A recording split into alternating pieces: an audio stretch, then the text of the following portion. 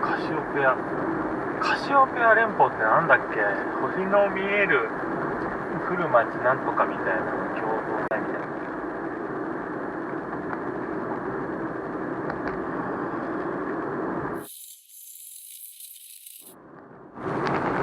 国道4号最高地点、標高458メートル。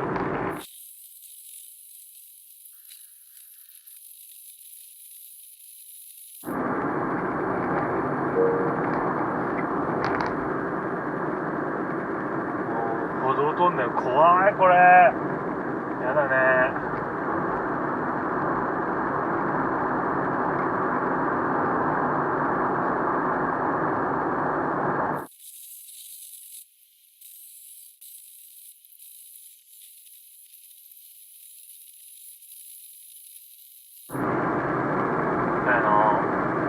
600キロになりました、東京から。今は15時、21分。7時間ちょっと、7時間ちょっとですね。7時間ちょっとくらいで、600キロ。17時間で、600キロを超えました。残りは 278km 航続可能距離って出てます。ガソリンの残量のこととか、ピンって赤くなるのがどのくらい残ってるかないのが、まあ7、8リットルは残して、オレンジランプがつくと思うので、それ計算するとまあ20キロくらいは、だからあと多分250キロくらいはいけるんじゃないかなと思っています。なので、長いですね。平均燃費は、27.1 キロ、600キロを過ぎたところ 27.1 キロで、後半今このところちょっとアップダウンが、岩手県に入ってから多くなってきているので、ちょっと燃費の方が落ちてきてるっていうかね。まあでも27キロってすごいですよね。まあそうですね。あと250キロを5時間くらいかかるんじゃないですか。そうすると20時。きついですよ。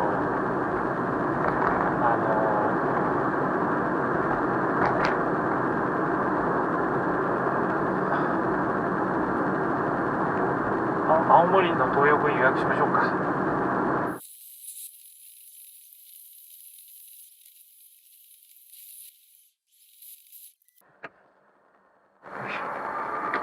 15分休憩終了。出た。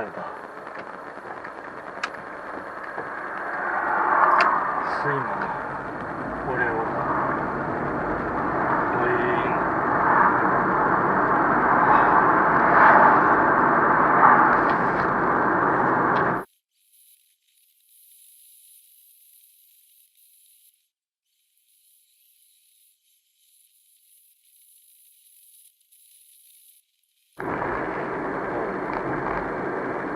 はい、青森に入りました。青森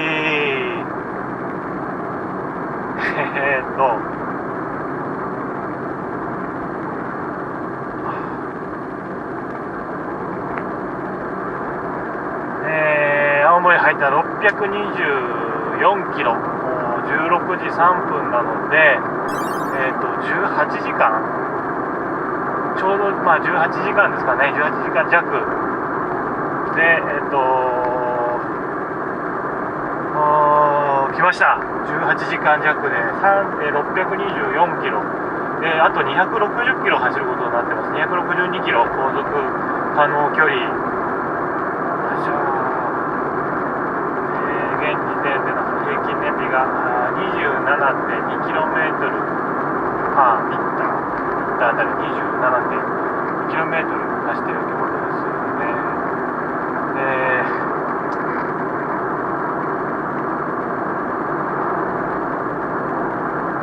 きついですね。運転自体は楽しいんですけどね。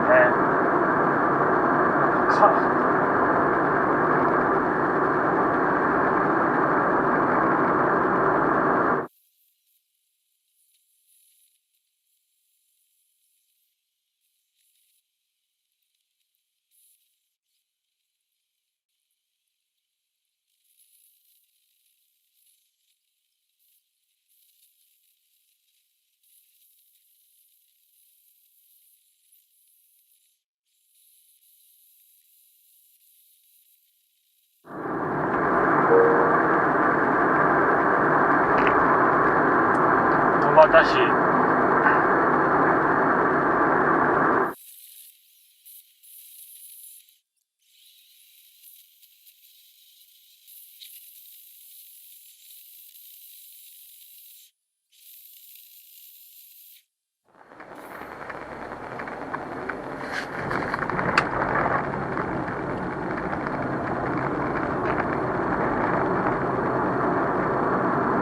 また春日部になっちゃった。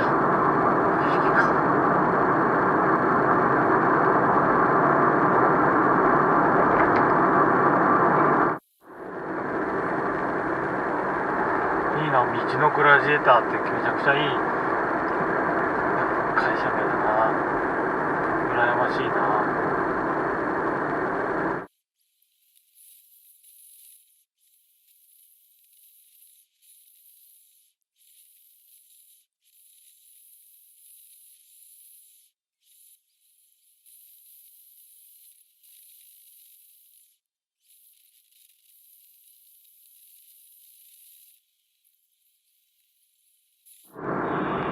死ね腹に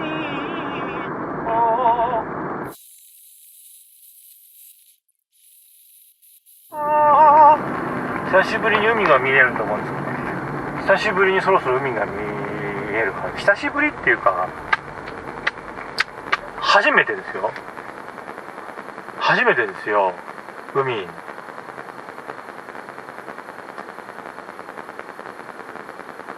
一番近寄ったので仙台のちょっと手前、名取のあたり、名取市のあたりなのかな。あ、海の匂いしたのはどこだっけ。どっかでも海の匂いしたな。これが海の匂いだなと思ったんで、あそこだけ仙台だっけか何が一番近かったのか。なぜ海沿いを通らなかったんでしょうね。まずはその日光に行くっていう目的があって、そこから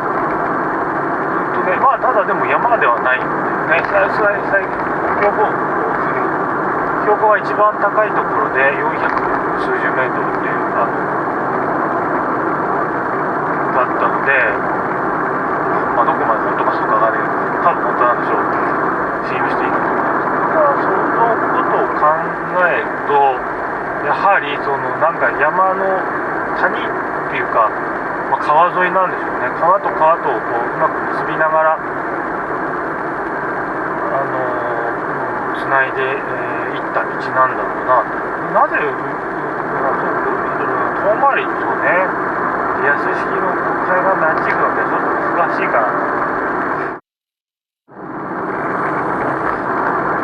レストラン喫茶ボンネット、いい名前ですね、ボンネットってね。なんでそんな名前だったの。700キロ超えてた。いつの間にか700キロ超えてました。海見て喜んでる間に700キロ超えてましたね。海が見えたら700キロです。17時39分今ですね。30分過ぎでしょうか。だからもう分かんなかったですね。19時間ちょっと、19時間20分くらいで、19時間20分くらいで、海に出ます。陸奥湾に出ました。陸奥湾ですよね、これね。野辺地港っていうのかなに出ました。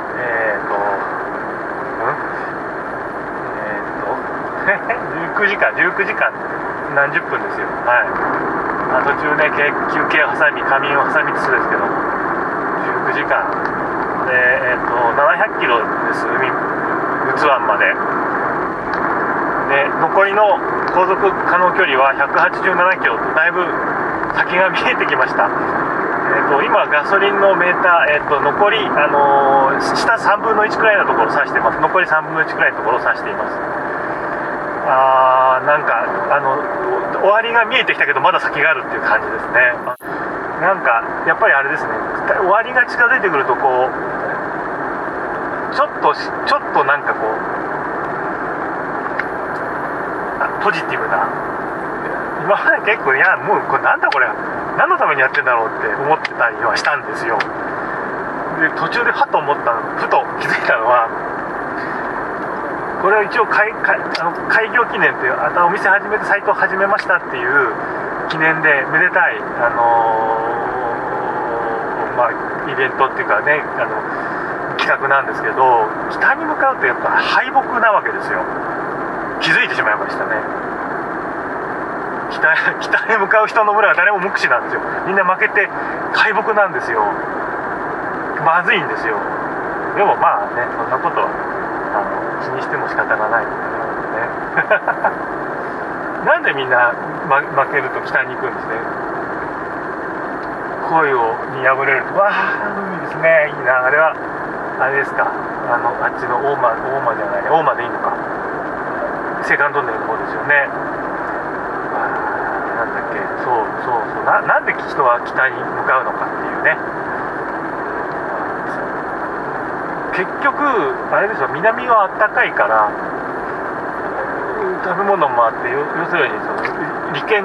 があって、それ負けちゃったらやっぱり北に行くしかないんでしょうね。北に行って寒いところでご飯を探すしかないんでしょうね。狩りをするしかないんでしょうね。っていうことなんでしょうね、きっとね。だから恋に破れてね、南に行くっていう人はまあ中にはいるんでしょうけど、どういうわけか皆さん北に行くんでしょう。北に帰る人の村は誰も無口みたいな。南に行く沖縄行きの飛行機とか割とお盆時期とかって割と賑やかならしいですよね。随分違うって話は聞きました。でもうね、よく分かんなくなっちゃって、なんでこんなことしてるんだろうか、面白いんだろうか。俺はもう自分は面白いんですけど、まあこれまだゴールまでは間がありますけど、今日はこれ以上行ってしまうとガソリンスタンドが閉まっちゃう可能性があるんですよね。今もうこのご時世で16時くらい18時くらいに閉めちゃうガソリンスタンドが多い。それから田舎地方の方ですとね、閉まっちゃって、そもそも18時のしまいですみたいなところとかあるので、そのルール守れなくなっちゃうっていう可能性があるので、今日は一旦止めて、車を止めてというか、青森の県庁前かな、国道4号線の終点というか、片方の、点ですよねまで行ったら今日のところは一旦おしまいにして、明日続きを走りますと。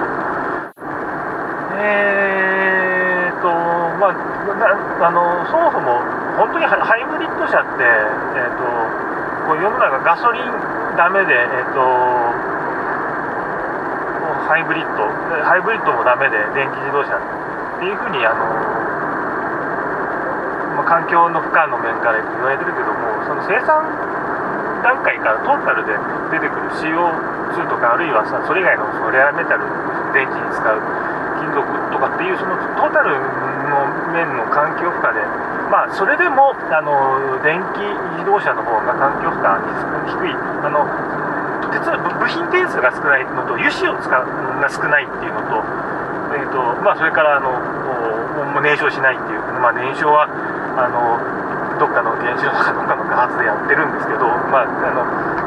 トータルのバランスでいくと、そのトータルライフサイクル、車が誕生してからスクラップになるまでの間の環境負荷で、電気自動車でリサイクルできる部品もあるので、っていう点でいくと、それでも電気自動車の方が環境負荷が少ないんじゃないかって、言われています。でそれに伴って、過去に生産されたものっていうのはもう生産されているので、それを潰しちゃって、違う車に乗り換えるって本来は本末転倒だと思うんですよね。できちゃったものはできるだけ長く使った方が、それでも潰してでも電気自動車に変えた方が環境負荷低いっていう人もいるんですけれども、単純にね、環境負荷の問題だけでもないと思うので、物を大事にするっていうか、歴史もあるし、工業製品としての進化の歴史もあるし、例えば80年代の車とかってもうパーツの劣化とか物の劣化って結構激しくて、それも歴史だし、例えばこの車もそうだけどヘッドライト樹脂になって、最初のやつはもう劣化がひどいとかで、最近のやつは多分あと10年経ってもそんなに劣化しないでしょうねみたいな、その歴史っていうのがあるわけですよ。例えばそのドアのハンドルの形にしても子供を引っ掛けて失してしまうことがあったので形を変更していこうとか、そういう一つ一つの、犠牲の上だったりとかあって、でそういうその歴史もあるものなので、多分これは私たちの共有の文化で財産なので、できるだけ潰れないでみんなで楽しく使っていけるといいよなというふうに思っていて、でそれで例えばこういうことをしてみて、今の車と燃費の比較してみるとどうなんだろうか。じゃあこれもう今アクアの方が燃費がいいから、インサイトを潰しちゃって売っちゃってアクアに乗り換えますっていうのはそれでいいんですよ。新しいものの方がいいに決まっているので、どんなものでも新しい方が絶対に良くなきゃいけないはずなのでね、それ買っていいと思うんですけど、でもインサイトはインサイトでちゃんと価値があって魅力があって、でこうやって例えばもう11万キロ走って随分くたびれてきてて、いろんなとこギシギシ言ってガラガラとか言ってますけど、こうやって、何の問題もなく青森まで来れてしまうんですよね。でこんな、今 27.4 かリッターです。驚異的だと思います。一昔前っていうか、今弊社で扱ってる、3200cc のメルセデス・ベンツ E320 なんかだとリッター5キロとか6キロしか走んないですからね。でもそれはでも価値があるんですよ。別に動くんだからガソリン使って当然なので、それがダメってわけじゃない。もちろん少なきゃ少ない方がいいに決まってるんですけど、だからといってダメではないと思うんですけど、自動車って単にその道具なんですけど、じゃあ例えば包丁が切れなくなったから取り替えるんじゃなくて、包丁ちゃんと研いで、使えばそういうのってね、とても本当はすごい楽しいこと。新しい車ポンって買ってきてかっこいいだろうっていうのももちろん素敵なんですけど、そうじゃない楽しみ方もっていうのを紹介する、一緒に楽しむ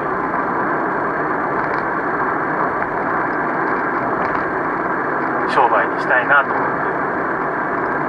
います。でそれの一つとしてこんなんでもこんな風にして、700キロ無給油で、もう720キロ超えました、無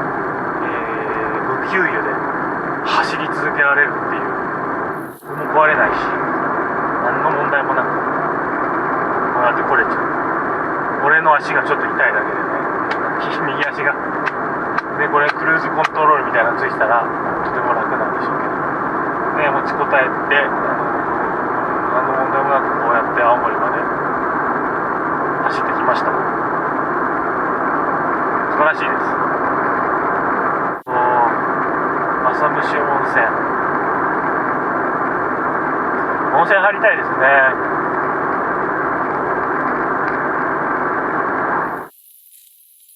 なんか18時だ、18時になりましたね。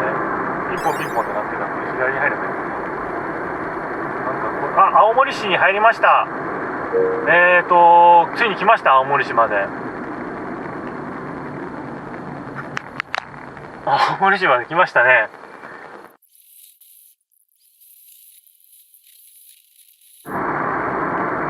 もうこの辺になってくると、これもう本当に芽吹き始めですので、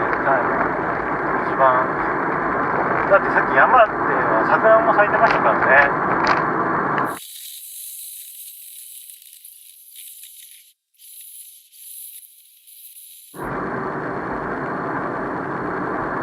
さてどうすればいいかな。多分もうそろそろゴールというか、ゴールじゃないね、も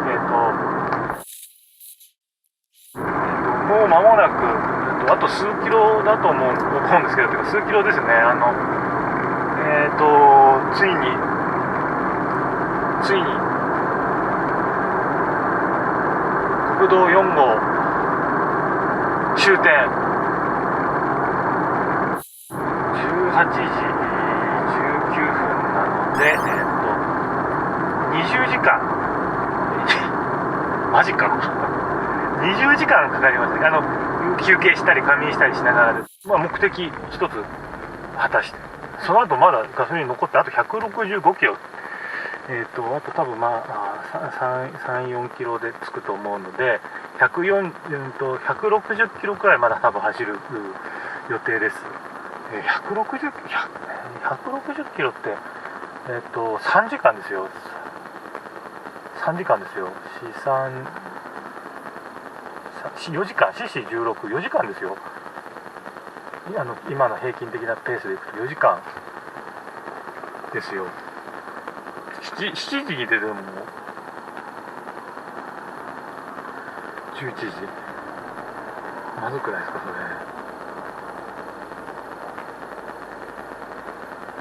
れで。そこから俺高速で東京まで帰るんだから、ちょっとバカげてる話になっちゃう。もうこれを OK にしたいんですけどダメですよね。でもね、満タンでどこまで走れるかって言ってるのに、青森まで行けましたよ、まだ走れますよ、じゃあダメですよね。この後どういうふうに明日するのかはちょっと後で考えましょう。なんかもうちょっとまとまる感じで、こんなことになるんだったらこれね、早く帰っちゃえばよかった。仙台あたりで OK っつって、これはこの分だともう全然いっちゃいますから、OK ですって帰ってきちゃえばそれでよかったんですけど、そうじゃわざわざ来ちゃったんですからね。もう本当何度帰ろうかと思ったことか。で来てみるとちょっとね、特に意味もないのに感慨深い、自分で勝手によし行くかっつって来てるのに感慨も何もないんですけど、妙に感慨深い感じになっちゃうんですよね。そこだから県庁、そんな意固地にならずにもうちょっと画面を大きくすればいいのか。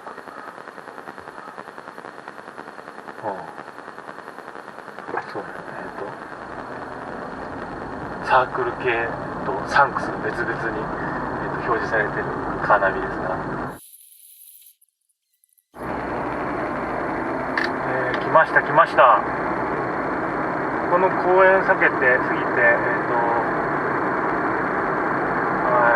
務省合同調査で、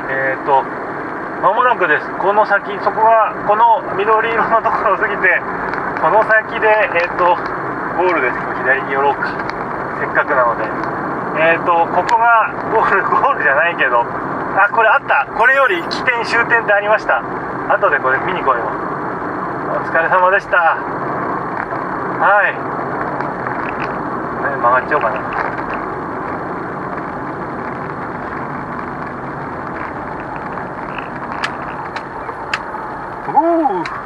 終わった。